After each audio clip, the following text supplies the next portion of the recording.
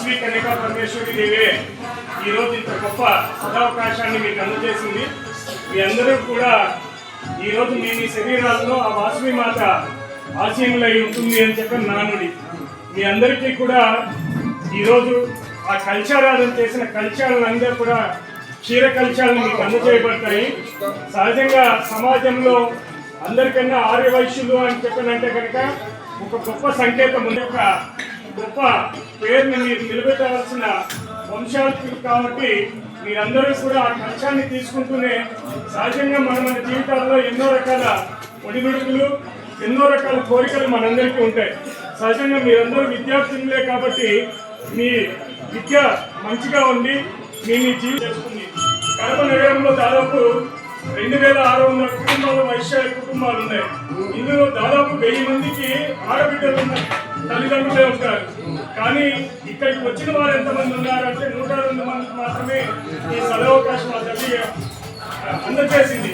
కాబట్టి మీ అందరికీ ఆ గొప్ప మనస్సును మీలో నిలుపుకొని ఆ తల్లి నాకు ఈ సదవకాశాన్ని నేను సద్వినియోగం చేసుకుంటాను అని చెప్పి మీరు కల్చాన్ని తీసుకున్న వెంటనే ఆ వాసవి కన్యకా పరమేశ్వరి మాతని మీ మనసులో పంచుకుంటే మీ కోరికలు ఏదైతే ఉన్నాయో మీ మనసులో వారి ఉన్నత వృద్ధికి కానీ మీ కుటుంబం చల్లగా ఉండాలని చెప్పి కానీ మీకు ఆరోగ్య సమస్య ఉన్నా మీ తల్లిదండ్రులకు ఆరోగ్య సమస్య ఉన్నా వాటినన్నింటినీ తీరి ఆ తల్లి చల్లగా చూడాలి అని చెప్పి ఒక గొప్ప సంకల్పంతో ఆ వాసవి మాతను పంచుకుంటూ వరుస క్రమంలో ఏదైతే ముందు ఒక ఈ 9 మంది నవకన్యకులుగా ఆ తల్లి ఎందుకు చేసుకుందో వారి వెనుకల అడుగులో అడుగు వేసుకుంటూ ఆ వాసవి మాతనే తలుస్తూ మీరు ముందుకు వెళ్ళాలి. సహజంగా మన జీవితాల్లో ఎన్నో రకాల పనులలో ఎన్నో రకాల మాటలు చెప్పుకుంటూ ఉంటాం. కానీ ఇక్కడున్న ఈ గంట ఆ దేవికి సమర్పించి మీరు ఎప్పుడైతే ఆ తల్లిని మనస్ఫూర్తిగా కోరుకుంటారో ఆ చల్లని తల్లి మీకు ఆ కోరిక తీర్చడానికి అవకాశాన్ని పూర్తి స్థాయిలో ఆమె యొక్క ఆశీస్సులు మీకు మెండుగా ఉంటాయి. అది చేయకుండా సహజంగా మనం ఏదో మాట్లాడుతున్నాము, ఫోటోలు ఇచ్చుకోవాలి, మనం మన తల్లిదండ్రులు పక్కన ఉన్నావా లేదా చూసుకోవాల్సిన ఆరోగ్యం లేదు. మీరందరూ కూడా అమావాస్యాలకు వచ్చిన తర్వాత 3 ప్రదక్షిణలు చేసిన తర్వాత మీ అందరి చేతుల నుంచి అక్కడున్న పౌరాణిక స్వాములు ఆ కలశాన్ని తీసుకొని మీ స్వహస్తాలతో అందించిన క్షీరాన్ని ఆ తల్లికి అభిషేకం చేయడం జరుగుతుంది. కావున ఆ తల్లికి ఇచ్చేటప్పుడు మీ కోరికను తీసుకొని మనసులో తలుచుకొని ఆ కలశాన్ని అందచేసి ఆ కలశం పైన ఉన్న రవిక పట్ట టెంకాయ మీకు అక్కడున్న పౌరతులు అందచేస్తారు. వాటిని మీరు మీ ఇంటికి తీసుకొని వెళ్ళి అందులో చందనము, పసుపు, కుంకుమ ఇత్యాది ద్రవ్యాలు వేసి ఈశాన్య మూలలో మీరు ఆ టెంకాయని కట్టుకోవాలి. ఒకవేళ అలాంటి అవకాశం